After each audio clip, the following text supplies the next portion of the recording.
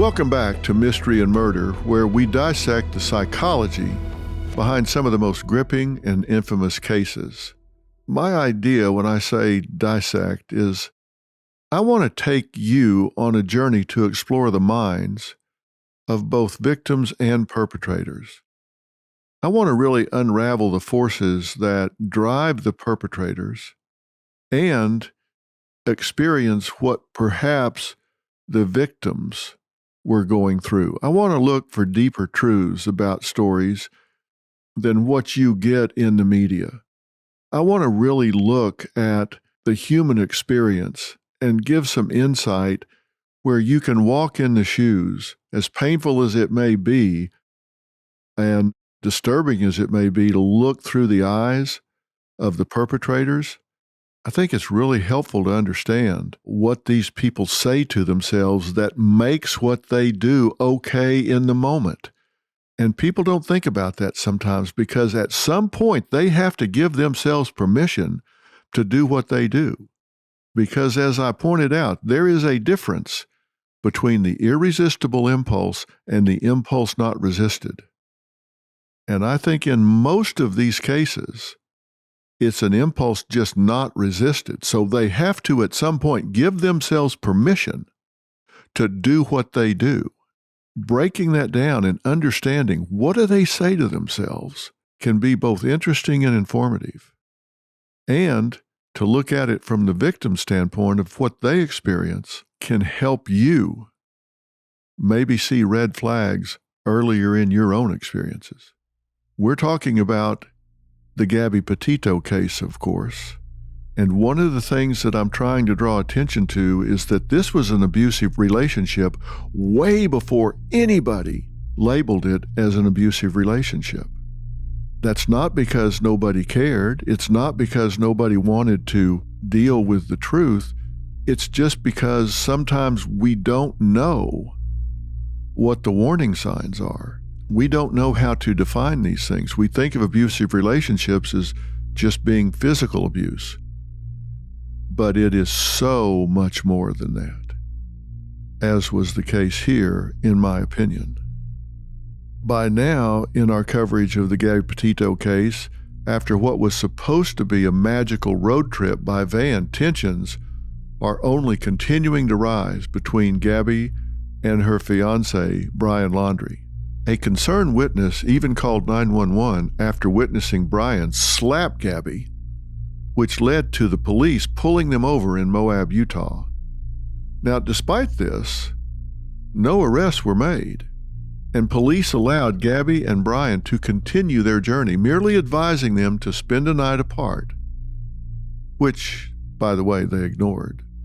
Instead, they reunited later that very same evening. Now, Gabby's best friend, Rose, speculated that Gabby stayed in the relationship because she felt like she loved Brian, even though she did not love the way he treated her.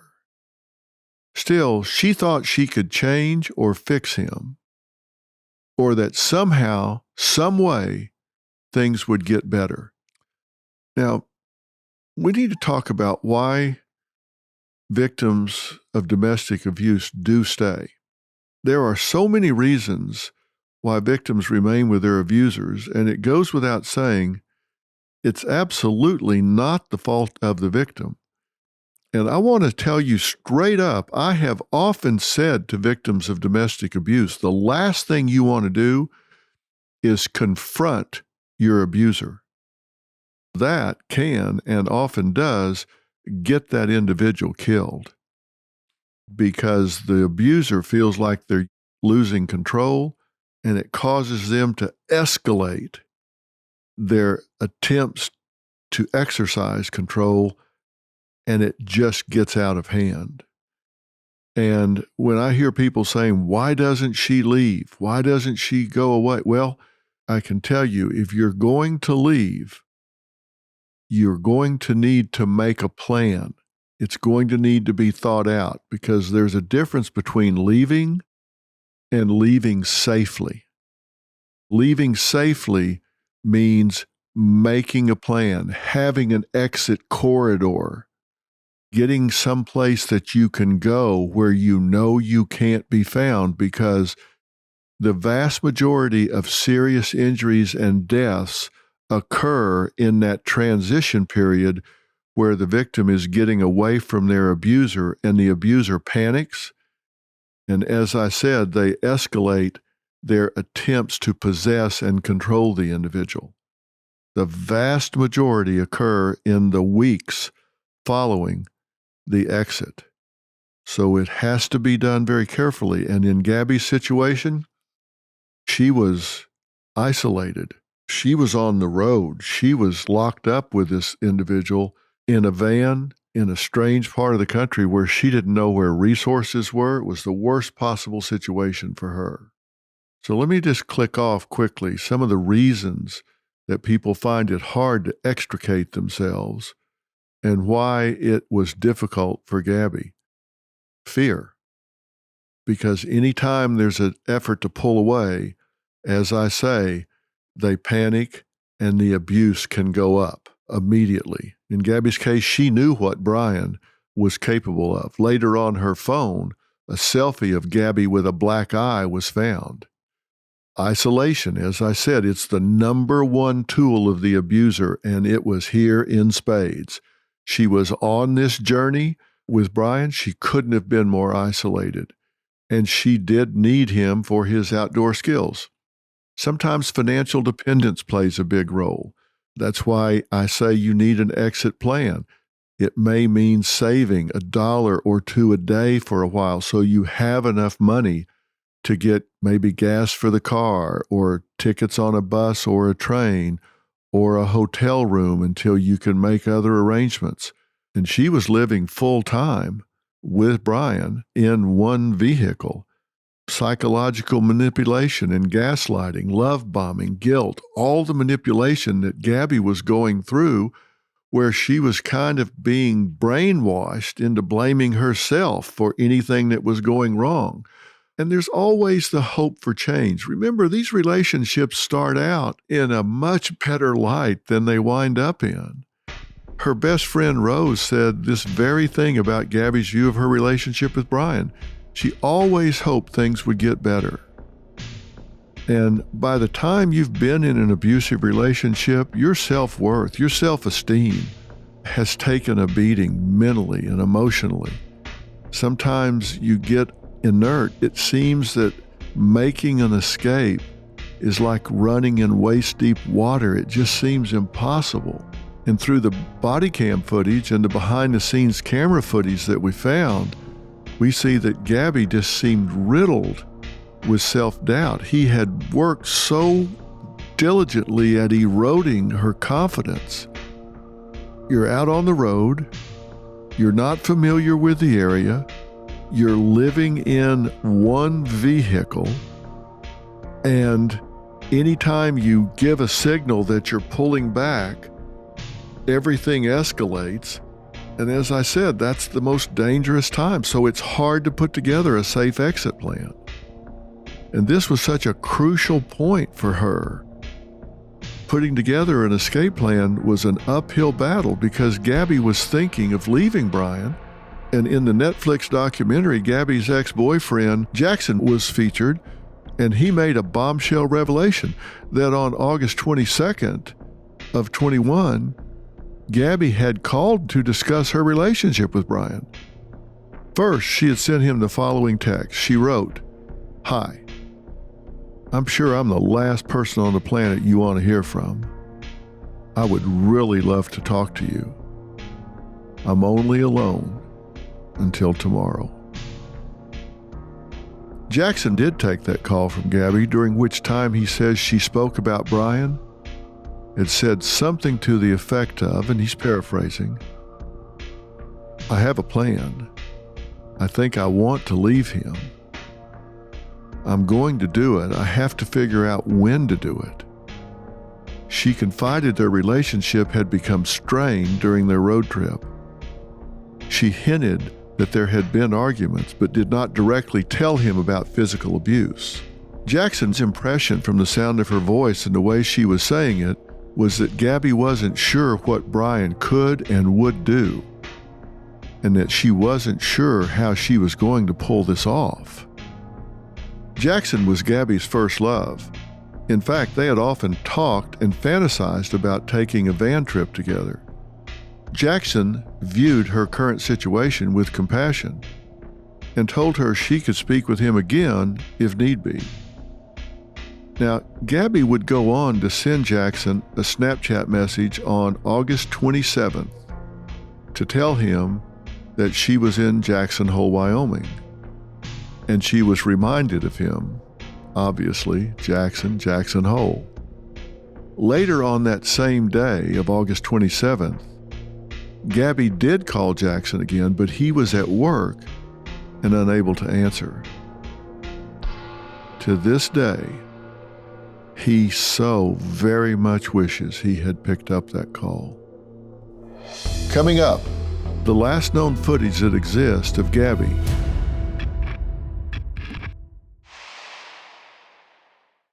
Tax day has passed, but for many Americans, the trouble's just beginning. If you missed the April 15th deadline or still owe back taxes, listen up. The IRS is filing over 5,000 new tax liens daily. And with tools like property seizures, bank levies, and wage garnishments, they're applying pressure at levels we haven't seen in years. But Tax Network USA has you covered. You can still regain control. Your consultation is free.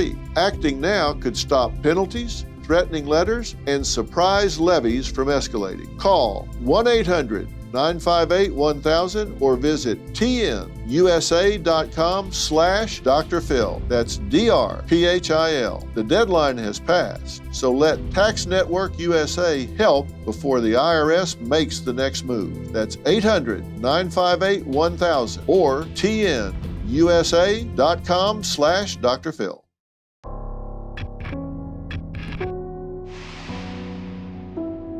The last known footage that exists of Gabby shows her walking into a Jackson Hole Whole Foods around 2 p.m. Somewhere between exiting the Whole Foods on August 27th and before the late afternoon of August 29th, it is believed that Brian murdered Gabby Petito. In the Netflix documentary, Norma Jean Jelovic, a woman from Wyoming, shared that she picked up a young man, who we now know was Brian, hitchhiking on August 29, 2021, after attending her local 5 p.m. church service at Grand Teton National Park. Norma Jean said that Brian asked for a ride to the Spread Creek camping ground. She noticed that he looked like he had been hiking or backpacking, and he had a bit of a body odor, like he had been doing something strenuous or perhaps had camped overnight. During the ride, she says he told her that his fiancée was working on their vlog and was back at their site in the van. She noticed he acted nervous and hurriedly exited the vehicle when she got close to the campsite, refusing to let her drive all the way in through the entrance. Norma Jean later realized the significance of their encounter after Gabby was reported missing. On August 30th, 2021, Gabby's mother, Nicole, received a text from Gabby's phone that read, "Can you help Stan? I just keep getting his voicemails and missed calls. My phone doesn't even ring. There's no service." The message immediately struck her as odd. Gabby never, ever referred to her grandfather as Stan. She called him Grandpa, of course. Nicole wondered if Brian had sent the text. Perhaps Gabby had been driving at the time and asked him to send it. Of course, at this point, she has no idea what's going on, so she's trying to find a common sense explanation. But soon it became clear that Nicole could not get in touch with Gabby. And every day, Nicole checked social media, but Gabby's last Instagram post remained August 25th. Still, Nicole reassured herself that her daughter was just off the grid, enjoying her trip, maybe taking a break from posting, which is a lot of work. People think you just snap these pictures and pop them up. That's not true. You take hundreds of pictures sometimes, and then you have to deal with them, work with them, clip them. Maybe she was just taking a break. By September 9, however, after days of unanswered texts, Nicole's worry increased. She texted Gabby's father, Joe, who also hadn't heard from their daughter. Together, they made repeated phone calls. None were answered. Desperate for any trace of Gabby, her loved ones even had her ex-boyfriend, Jackson Matula, attempt to contact her. Her best friend Rose had been expecting a message on her birthday. It never came. For everyone trying to reach Gabby, radio silence. Nicole began to fear that Brian and Gabby had both gotten injured or lost out there in the wilderness. On September 10th, Nicole decided to text Brian's mother, Roberta, saying she hadn't heard from Gabby in about 10 days and that she was concerned because Gabby had always consistently stayed in touch. Nicole mentioned in this text that she had also tried to contact Brian as well, but to no avail. That text message from Nicole to Brian's mother went through, but Nicole received no response for hours, which prompted her to text again and say, "I hope I have the right number." That text message went through green as though Nicole's number had been blocked or as though Brian's mother's phone had been shut off. Joe also reached out to Brian's parents and received no response, not even when he texted that he was going to call the police, which made no sense to him at all. Why weren't they answering anyone in Gabby's family about their son and their future daughter-in-law? It absolutely defied logic. They could not get comfortable with this. Nicole sprang into action, putting up a picture on Facebook of Gabby sitting on a rock, the caption saying, "Where's Gabby?" She also began calling every national park and location she knew Gabby and Brian had visited, desperately searching for answers. But each time, she was told the same thing, that reports had to be filed in the missing person's place of residence. So Nicole called the Northport Police Department in Florida.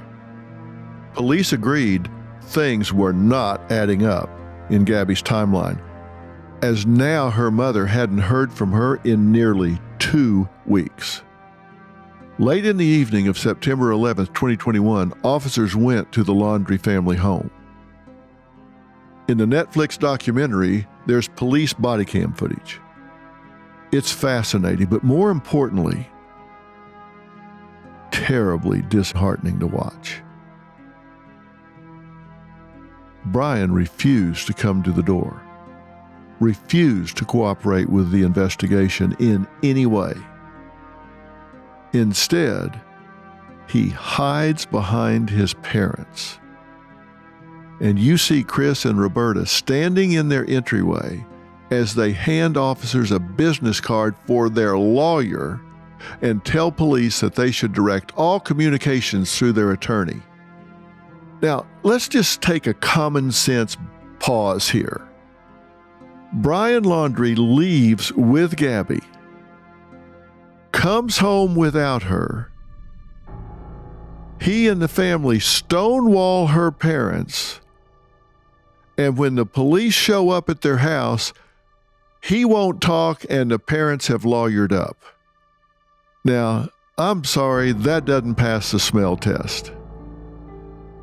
They did not at any point allow the police to come inside, not even when police pleaded for them for at least some scrap of information. Officers, to say the least, found this interaction, well, let's just say unusual. Coming up, these legal protections allowed the Laundries to avoid answering questions.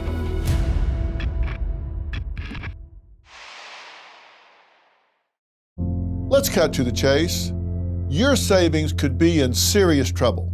When Elon Musk is out here warning us to brace for temporary hardship, you might want to listen.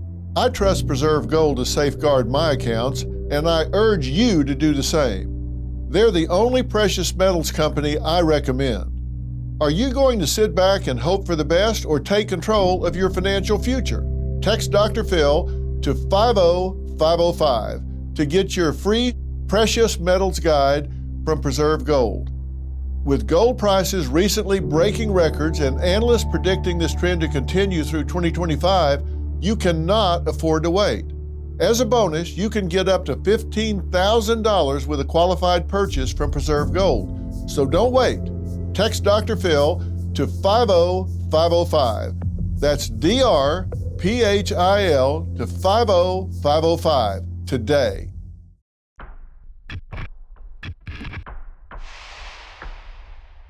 Brian had actually returned home in Gabby's van on September 1st, but had never reported her missing. Did not show her parents the courtesy of saying, I know I left with your daughter in her van, and I'm now back without her in her van.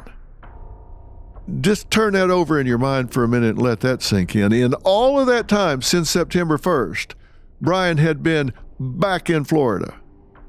He had apparently even gone on another camping trip with his family since he had been home. These people are out roasting marshmallows.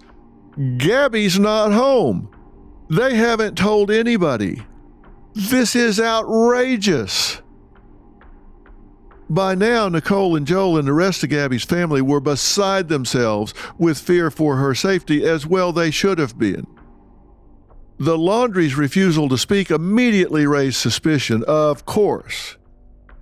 Police and authorities soon began surveillance on the house as the case gained national attention. Now, at this point, you may be wondering why police couldn't simply compel Roberta and Chris to tell them everything they knew and to speak to Brian right then, right there. Well, let's break down why that was. Why law enforcement couldn't compel Brian's family to speak. Well, first up, they lawyered up immediately. They invoked their right to counsel, who advised them not to say a word to law enforcement, and from a legal standpoint, they gave them very good advice because they didn't have good answers.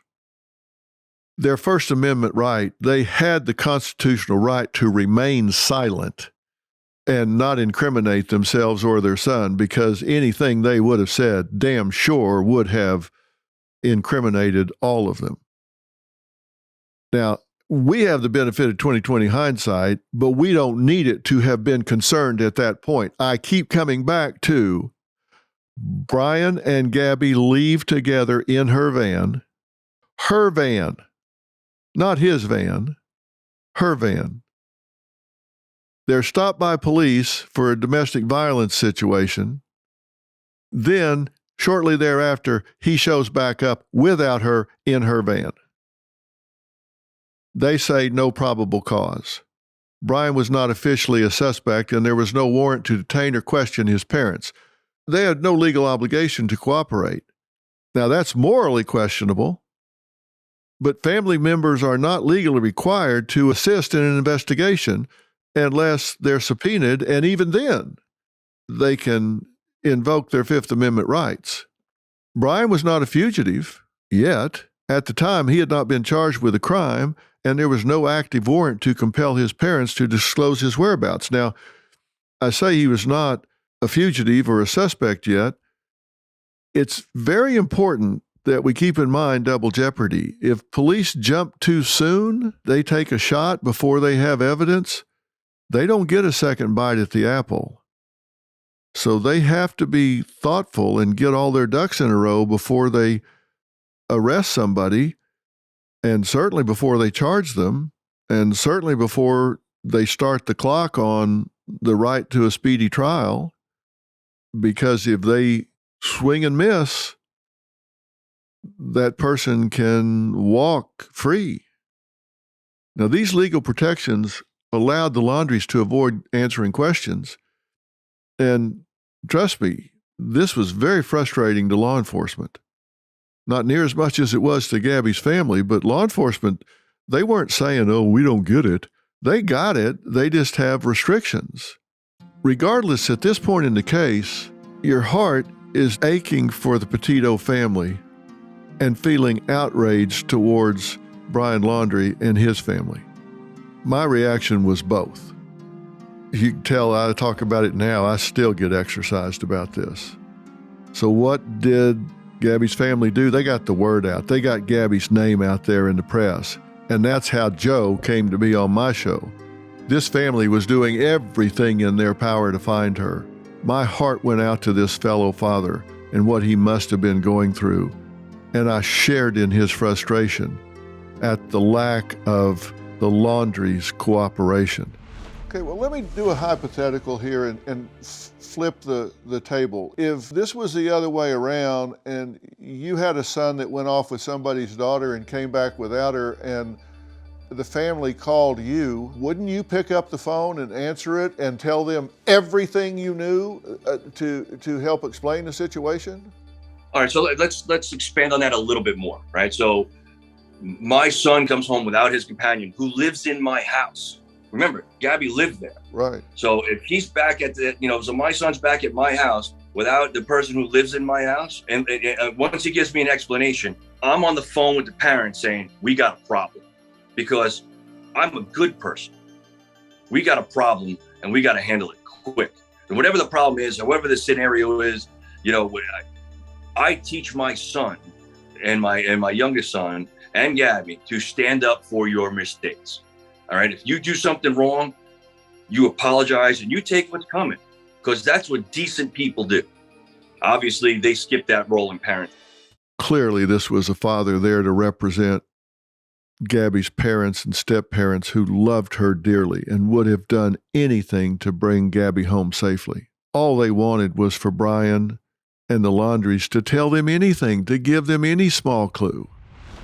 We'll bring her home and she's going to be home safe. That's what I got to go with in my head. Well, until I'm told otherwise, I'm going to be on the floor crying. So I understand. And as a father, I'm praying with you and praying that we find her and she's got some explanation for this. Now, at this point, you don't get the van and you don't pick up the van. The FBI has it now. He doesn't pick up the phone. His family doesn't pick up the phone. But when he does pick up the phone, he picks it up to hire an attorney. How quickly did he do that? I don't know how fast he did. And that's some of the questions that I have, like when did you get an attorney? Did your parents aid and abet you in a crime? All this other stuff. What was your reaction when you heard he was refusing to speak to the police? I screamed. My wife couldn't even console me. I thought the worst. That's my baby. I was 20 years old when Gabby was born. She saved my life. I was going the wrong way in life. Made me the person I am today. So I broke down. I was crying, screaming. And then I composed myself and I got to get her home because he's not helping. I'm not allowed to contact him. I'm not allowed to be anywhere, go anywhere near him. And if I did, all it's going to do is stop me from the primary focus of finding Gabby. So I'm doing what I know best, bring my daughter home. That's all I can do right now. Coming up, this case would only get stranger and worse if you could believe it.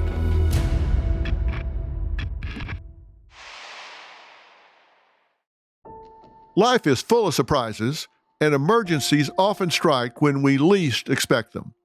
But preparation is key, and that's where Jace Case comes in. With Jace Case, you'll have essential emergency prescription medications right at your fingertips, ready when you need them most. Whether it's an unexpected illness or a travel mishap, having the right meds on hand can turn a potential crisis into just a minor inconvenience. Don't let the unexpected catch you off guard. Jace Case gives you peace of mind so you can tackle life surprises with confidence. Be ready. Take charge today. Head over to jase.com. That's JASE.com. And when you check out, use the code PHIL, spelled PHIL, to get a discount on your order and to have the right meds on hand the moment you need them.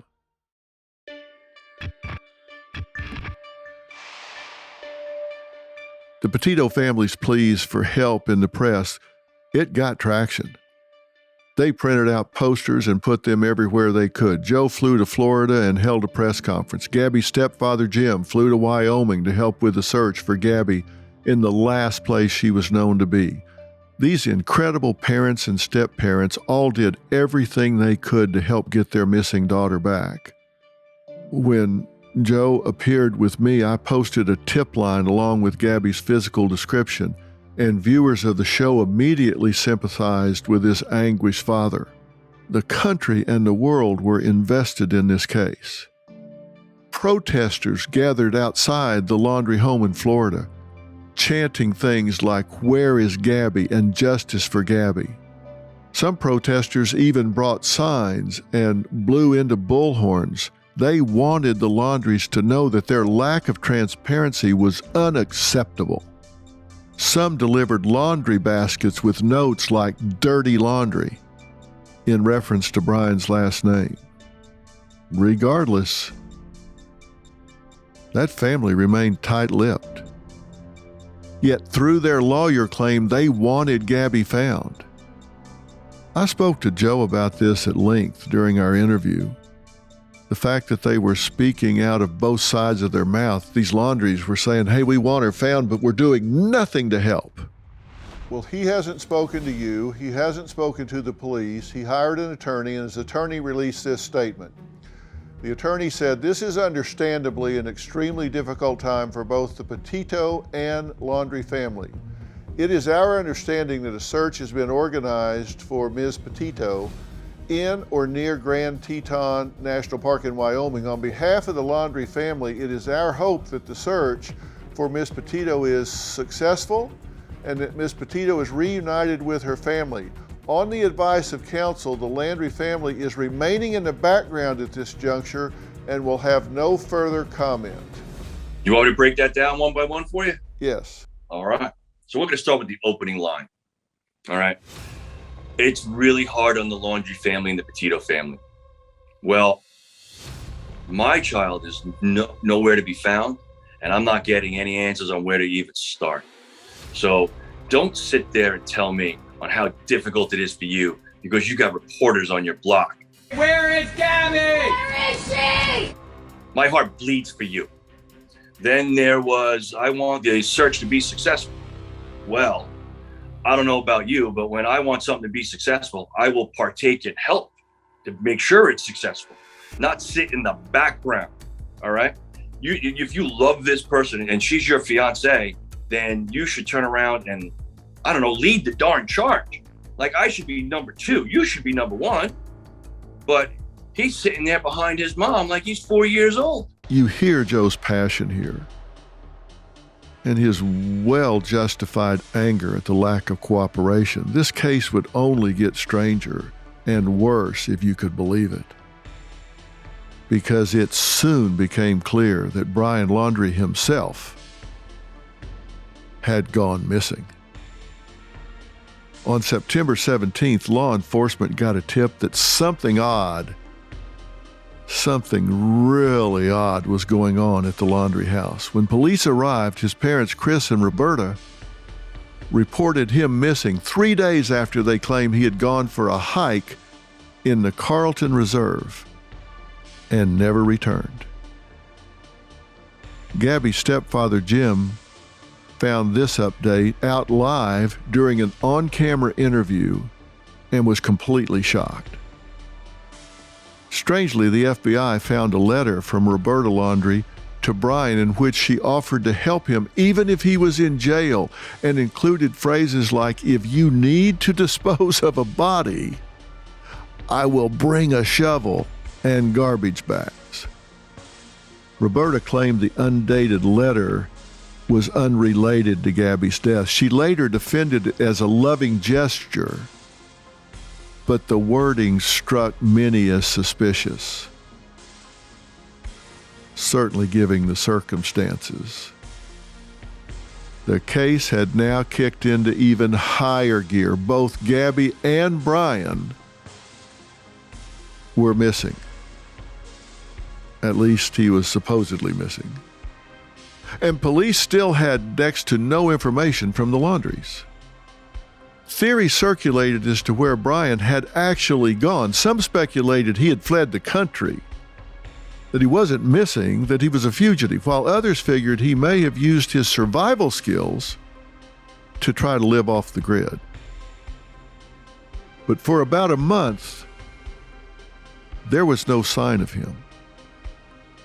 A Florida neighbor claimed to have seen the Laundries packing a camper in their driveway shortly before Brian disappeared, fueling theories that they had helped him escape. Meanwhile, the search for Gabby was still well underway. Brian may have been missing, but finding Gabby still, of course, took higher priority. Authorities and rangers were looking at a roughly 20,000 square mile search area encompassing Yellowstone National Park and Grand Teton National Park. A daunting prospect. Luckily, authorities were able to determine from Gabby's cell phone usage the last general area where she last used her phone. The data showed that Gabby had been up near the Spread Creek camping area. Remember, that's the same spot where Brian had hitchhiked back towards and hopped out of the car before going through the entrance. Authorities worked with Teton County Search and Rescue to look for Gabby. No small feat, as the terrain in that area is very rugged and unyielding. But the public's investment was paying off. A fellow travel vlogger, reviewing her footage, noticed Gabby's van parked near Spread Creek on August 27th, helping authorities narrow their search area tremendously. After 8 days of intensive searching, a team of FBI agents, search dogs, and local authorities discovered Gabrielle's partially buried remains in a clearing near a creek. The searcher noticed a disturbance in the soil and spotted Gabby's body nearby, lying in an area that had likely been concealed. In front of her body, there was a burn scar on the ground, as if someone had tried to light a fire. Although authorities didn't find any fire-starting materials, her boots were off next to that burn scar mark. She was not laying in a natural position, and it appeared to investigators at the time as though that crime scene had been staged. The coroner would go on to rule that the manner of Gabby's death was homicide as a result of blunt force trauma and strangulation. The confirmation that Gabby was deceased and had been left out in the wild for weeks was, of course, gut-wrenching news for her family. Gabby's stepfather, Jim, was the first to know, and it fell on him to break the news to Gabby's other parents, which took so much strength on his part to do, I just cannot imagine. And having the privilege of knowing him, I know it took a lot of courage to do. After Gabby's remains were found, I had all of her parents together again to discuss her legacy, and this is what they had to say about that terrible day. So you had to make this call to Nikki, her mother, and Joe and Tara. Yeah. That had to be the hardest call of your entire life. Yes. We were all crying in the room. You know, couldn't believe it because we were holding out for hope. I knew what we were potentially going to find when we came here, and I felt that it was my responsibility to make that call. And I was able to compose myself, and we got everybody on a conference call, and I was able to relay it to everyone. Nikki, what did he say to you when you were on that call? What do you remember? He said that they found remains, and we knew it was Gabby, even though we were hoping it wasn't. It was the hardest thing I've ever had to listen to, and it didn't hit me right away, and so for a few seconds. But I knew she was gone. As a mom, I knew she was gone. You're just instinctually, you knew. Mm-hmm. And at what point did your mother's intuition tell you that she was gone?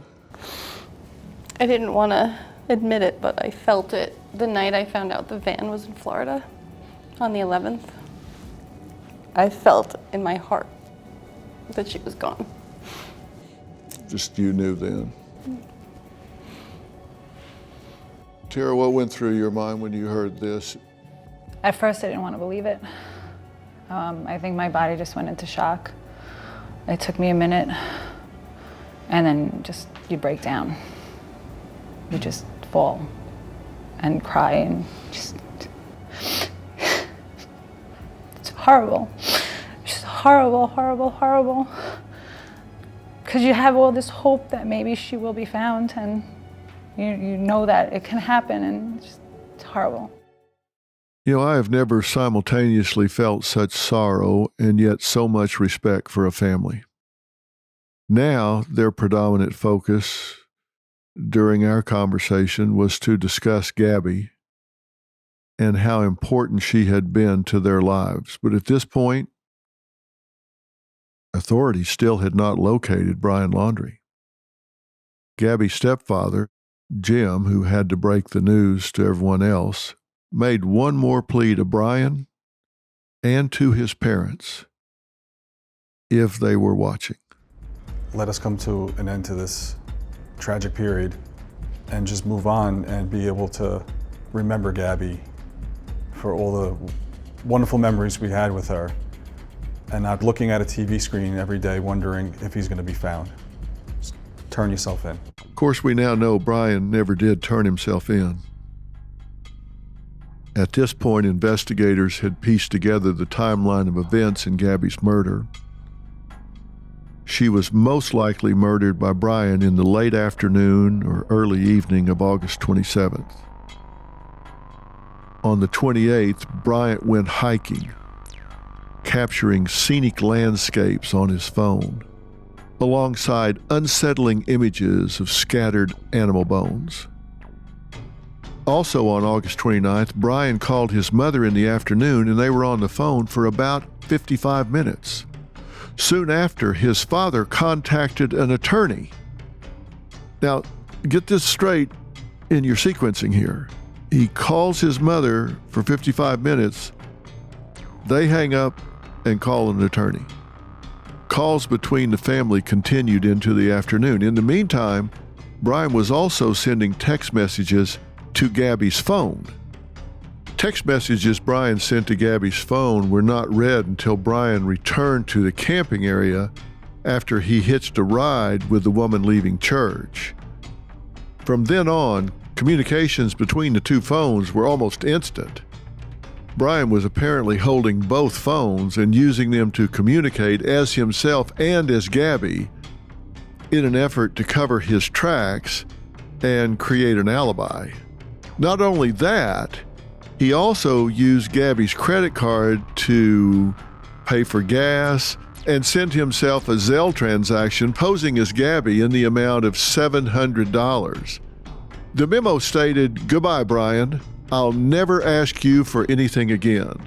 So he was no doubt plotting and making every effort to at least initially appear innocent, like the two had broken up. By this point, Brian was considered a federal fugitive by the FBI, and on September 23rd, a federal arrest warrant was issued for Brian. Over 4,000 tips were generated just to the FBI alone. The nation was gripped by the mystery of his whereabouts. Dog the bounty hunter even famously joined the hunt for the young murder suspect.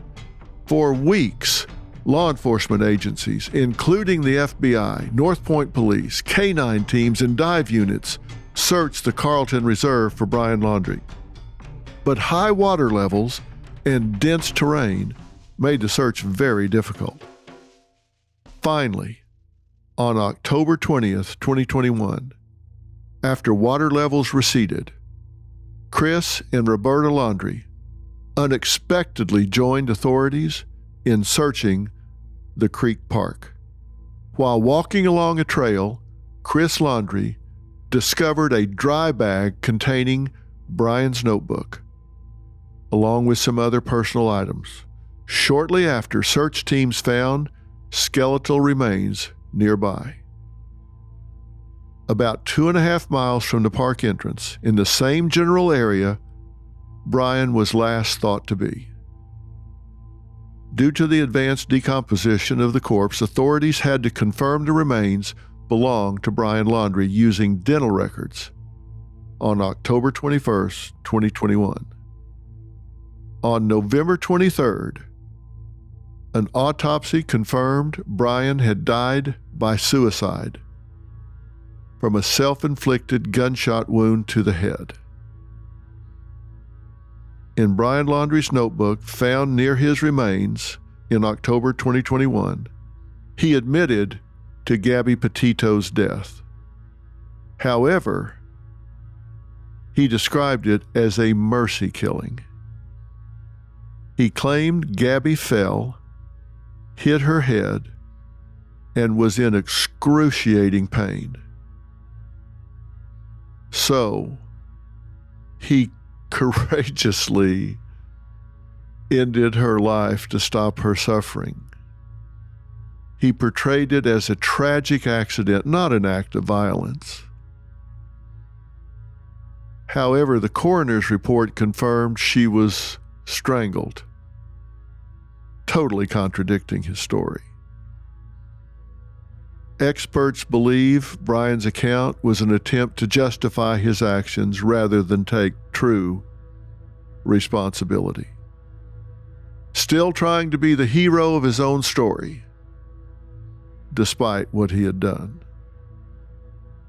Given how long he had been deceased, his parents' involvement in his search raised controversy, with many questioning if they knew more than they initially admitted, of course. If anything meaningful can come from this tragedy, it's that Gabby's case and legacy have shed light on intimate partner violence, domestic violence, an issue still too often overlooked, underreported, or totally silenced. It's important that we discuss here how these types of abusive relationships can escalate. Gabby Petito was a bright light. She was an amazing young woman who wanted to find her path in this world. She had a hope, she had a vision, she had an energy, she had a spirit. She had love to give, and she was loved. She was an inspiration to her family. And she had a forgiving spirit. And it was that hope, that energy, that desire for things to be okay, to work out, that allowed her, caused her to be non-judgmental and to look past the flaws of someone like Brian Laundrie. I said earlier, when you come into a relationship, you bring with you your history, your experiences, the makeup of your personality, and those things either contribute or contaminate to that relationship. The vast majority of what Gabby brought to the relationship were contributions.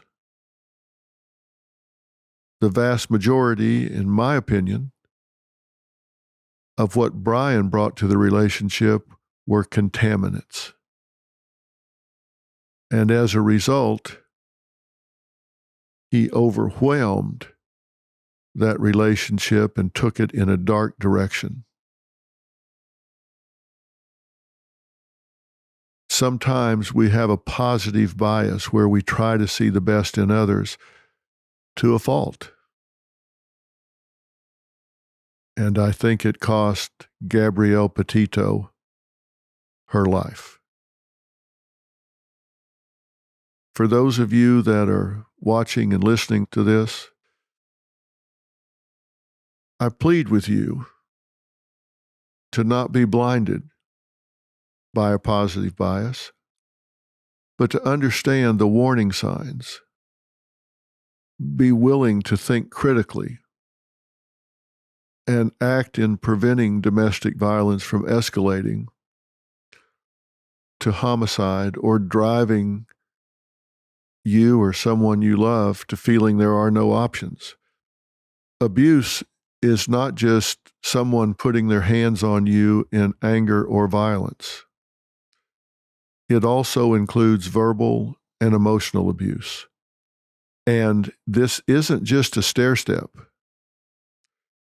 What can be gaslighting, humiliation, and threats to make you feel powerless and trapped can go immediately to physical violence. One day they're controlling you and manipulating you, and you think, well, at least it's not physical violence. It can go to that in a nanosecond. What starts as pushing and slapping can quickly go to beatings and strangulation, lead to severe injury. I've dealt with women before that their partner would just call them names or belittle them. And with no warning, it escalated to dousing them in gas and setting them on fire. No intermediate steps. Of course, homicide is the ultimate act of control. Many domestic violence homicides happen because the abuser believes, if I can't have you, then no one can. Murder-suicide is all too common. In 72% of murder-suicides, the perpetrator was an intimate partner. Often the abuser kills the victim before turning the weapon on or harming themselves. And victims often warn others first. Many homicide victims had previously reported abuse, sought restraining orders, or confided in someone about their fear before being killed.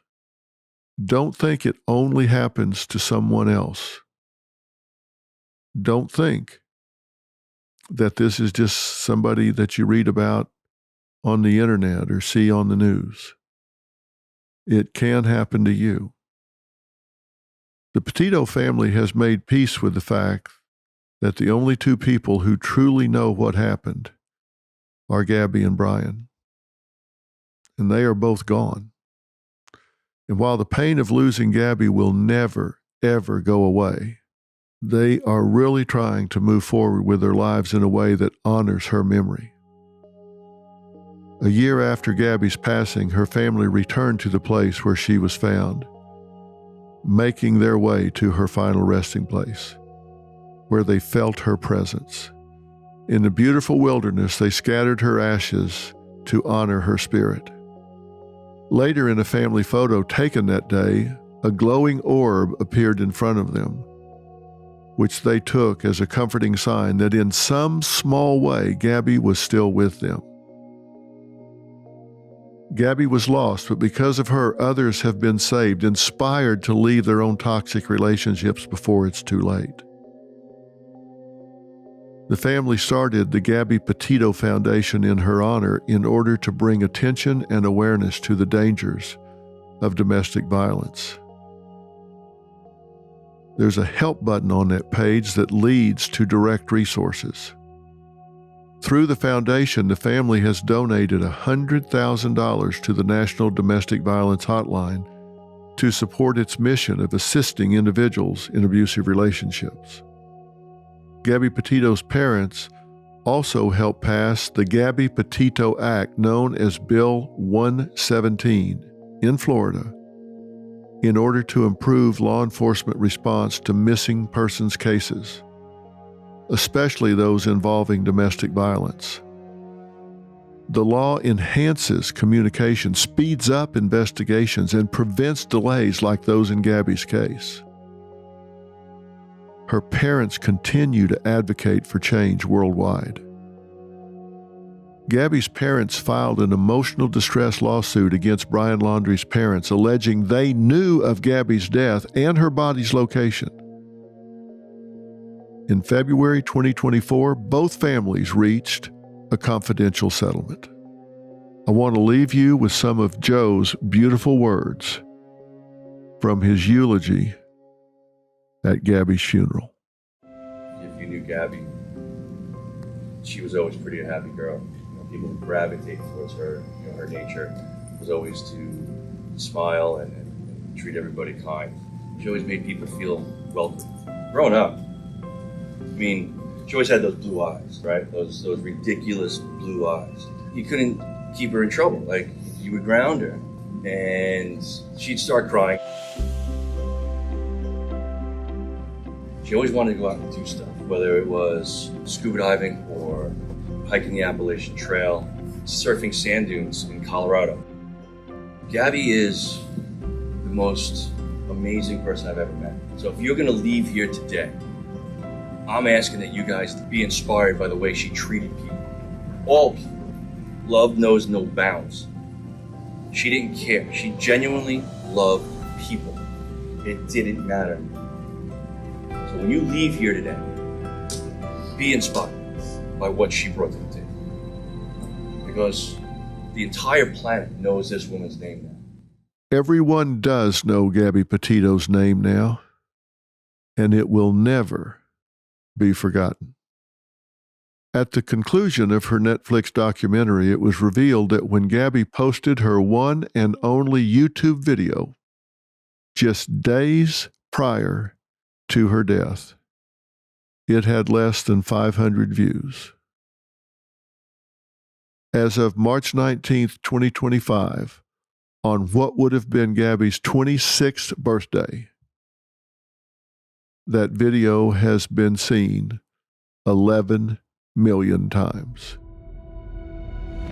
With her brief yet bold life, she managed to touch countless people, and she'll live on in the people who knew and loved her most. Thank you for listening. I'm Dr. Phil.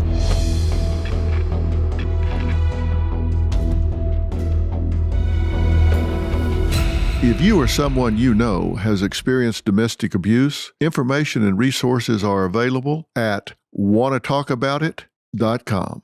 And trust me, when you call, people don't pressure you. They don't push you to do something you're not ready to do, but they listen. They offer information that you can use if and when you want to do it. That's wannatalkaboutit.com.